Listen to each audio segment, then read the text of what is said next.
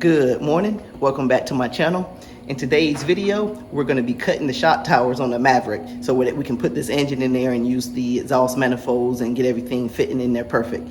To save you the agony of watching me pull this engine back out again, I've already did it off video and we're about to start marking the towers so I can get them ready to cut right now. So let's walk over to the car.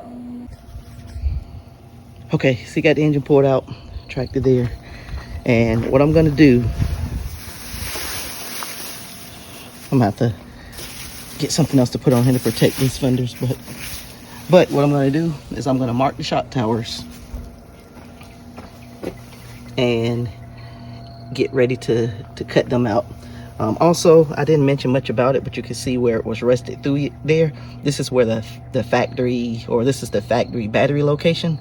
So since I got to go ahead and cut metal out of here, I'm gonna go ahead and cut that out and fix that while I'm in here. So I wasn't gonna worry about it because the air box is gonna cover that. The battery is gonna have to be relocated. So just like I said, I wasn't gonna worry about it, but since I'm already in here cutting and welding, I might as well go ahead and fix it. All right, got the shock towers marked off with tape, and basically I'm gonna cut to the inside, or the outside of the tape, basically to the inside of the tape right here on both sides, and that should give me enough clearance. So all right, let me go ahead and start getting to it. Okay, got one side cut, see right there. Let's see if I can get it over here, and that's the piece that I cut out. So getting ready to cut the other side now. If you look, I only gain about 1.5 inches of clearance. So it's still not enough to put an LS engine in, and it may be enough to put the headers in, but the problem that I was having with the headers was the tubes of the headers covering up the spark plug, not necessarily the space. So I'm still gonna go along with my plans of putting the stock manifolds on. But let me go ahead and get this side cut, and then I'll grind it out, and hopefully I can get them tack welded and painted today.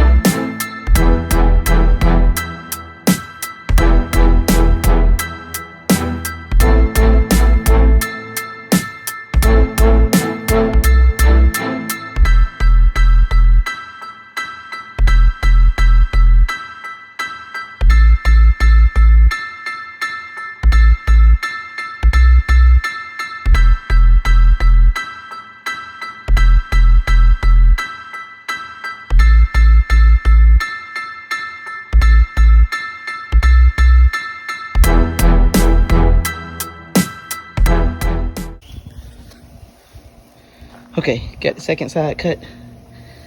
Did a little time lapse on that one. I actually went a little too low on this one, so I had to come back up and cut it again. Right above it, you can see where I went about 1/4 inch too low. So, all right, so what I'm gonna do now is just get the grinder and clean up the edges a little bit. And I won't record that, but I'll just go ahead and get the grinder and clean up the edges and get ready to cut my piece out to weld in. All right, so I got both sides all grounded down, make a nice little edge to get a weld on. And now I'm getting ready to take the pieces that I cut out and make a template to weld back in there. Okay, I got both of my pieces cut, and I think I'm gonna pivot a little bit on how I do this, but we'll see. I just don't believe in making something harder than what it should be. So, but I'll get to what I'm gonna do once I get these pieces sanded down, or I'm gonna get the edges ground down pretty much to make them smooth edges, and try to get it tacked in, and then I'll show you what I'm gonna do. But heading back up to the shop, I didn't finish doing the shock tower shave yesterday. It ran out of time, but we actually got it welded. I got it primed and painted, and I thought my camera was time-lapsing, but I hit slow-mo, so therefore all the video was corrupted, because you know, you have hours of slow-mo, it doesn't transfer over. So I hate that I didn't get the footage, but when I get up to the shop, we're going to start off. You're going to notice that the shock towers are already welded in, and it's already painted. So we're going to get on, and just like I said, I'm going to do some touch-up paint on the engine, put the manifolds, exhaust manifolds on the engine, and try to get the engine installed back in the car today. So that's what I'm about to do today, and I'll start back recording once I get up to the shop. Okay. See, I got the shock towers in there. I'm not going to get up too close because the weld job is not too good.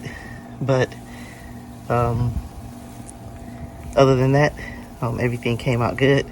So let me go ahead and spray paint. I don't like the color that it came out. It looks more like a brownish than a black. So I'm going to go ahead and go back over that. All right, so I just finished touching up the valve covers.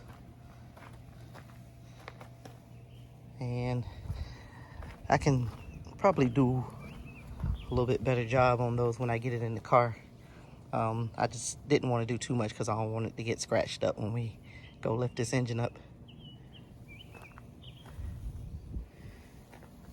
All right, so let's get ready to get this engine put back in and get this car pushed back in the shop. Engine is in for the second time. See, I got good clearance on that side and good clearance on this side. So now we can move on like we expected to.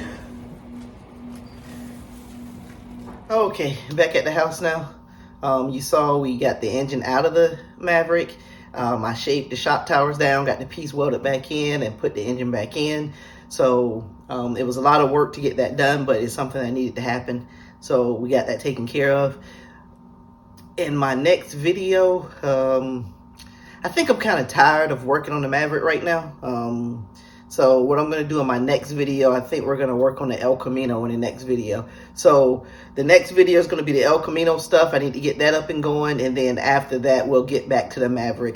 There's some stuff I need to order for the Maverick, and I'll go ahead and get that done. And then I can figure out the transmission bracket. I just need some time just to think about how I'm going to do the transmission bracket. So until then, just like I said, I'll just get the El Camino up and going. Thanks for watching. Click on that notification bell if you haven't. Click that subscribe button, and I'll see you in the next video.